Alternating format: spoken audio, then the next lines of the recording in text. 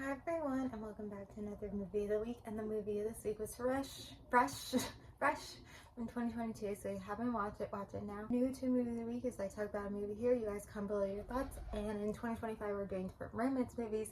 So here is fresh. This is the first horror movie we've done this year, and I am not a big horror person because personally, I get scared easily. Like I feel like over the years and like watching Supernatural, I've been able to like watch more horror. Like definitely the first two seasons of Supernatural, my first time watching it, I don't watch that like in the daytime when it was light out because it is for one like kind of scary the first couple of seasons, and I was such a scary cat.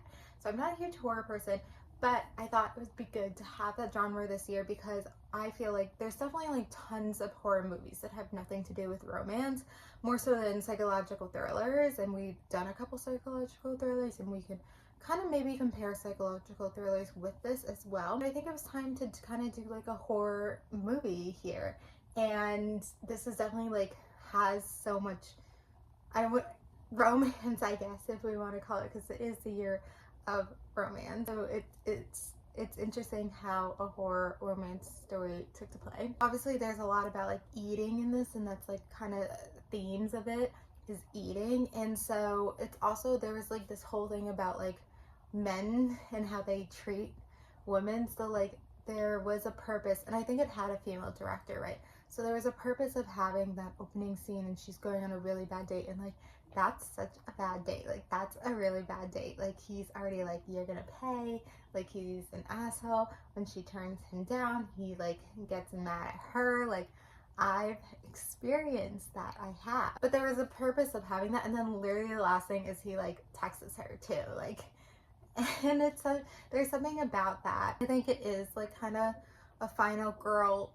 There's a final girl trope a lot in horror movies, and that was in this as well, and I kind of had to bring it up. But obviously this was like mixing cannibalism, which, you know, at first like this story could have been like, you know, girl gets kidnapped, which is a story we see a lot, where like girl gets kidnapped, like she thinks this guy's great and she gets kidnapped, like whatever. But I think adding the cannibal element to it adds like another thing to it, and I think it makes sense in the sense of like whole thing about like dating and like that kind of element to it.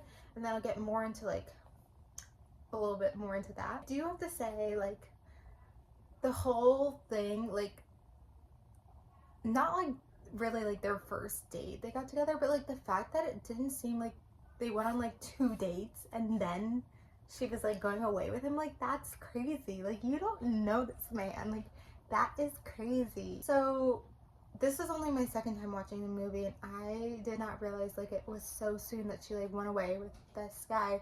I guess it had to be so soon. But so this is what this guy does. He has a wife, he has a family, whatever, but this is what he does is he finds, you know, women who are maybe lonely, don't have a lot of family members, whatever it is, and I think probably kidnaps them and then eats them and then also distributes their body and makes a lot of money from it. And I guess his wife is supportive because they make a lot of money. But then there's also something up about the wife that I think the wife character is also very interesting because, you know, you see that scene where she like doesn't have a leg, and you like wonder like, was she the same thing? Like was he eating her body and then like fell in love with her and let her live? Like you don't know. Like it's a question mark. But I think his mistake is that he actually did like, he liked Noah. That's her name, Daisy's character name, Noah. And so because of that, like she told her friend about him, and that's how her friend got to him. And then it's also such a trope in movies is like the friend finding them. And I feel like it did feel like a lot like Get Out, where it's like you go to this place and then the friend has to save you. Like it has a lot of that same thing with like the friend element and the friend doing that. But he liked her, and so that's why it was like such a surprise where like he like slept with her. Like that's something that he could have done. Like he could have like slept with all these women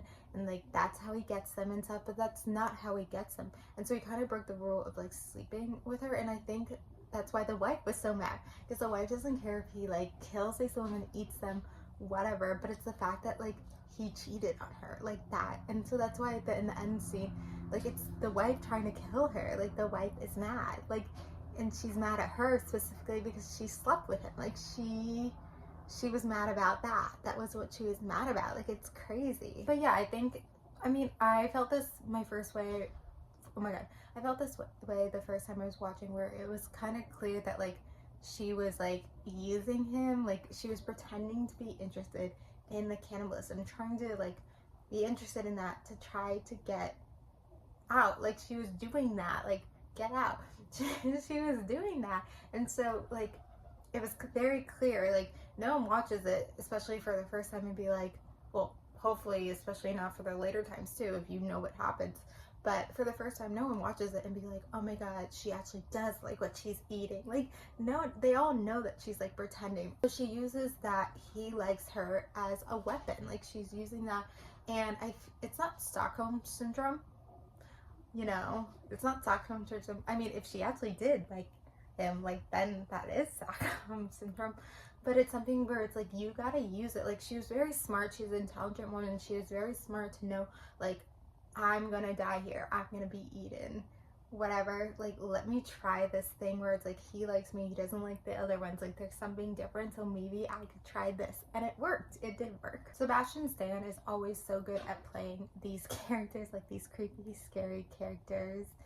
Yeah, I think it's good to talk about horror movies here because, as I said, like there's so many horror movies that have nothing to do with romance, but I think the romance here plays a factor where a lot of the things that happen wouldn't have happened if they didn't have romance. Like she would have been like all the other women, I guess, where he just kidnaps her. That's not the story. The story is that she actually liked him and he did like her, and so, but this is what he does, and he was going to eat her, and but then she played into it. So it's kind of interesting how romance was used here, and it is like very different than those lovey-dovey rom-coms where it's a happy ending, where it's like, that's not this ending, and the end we don't know if they still get out, you know.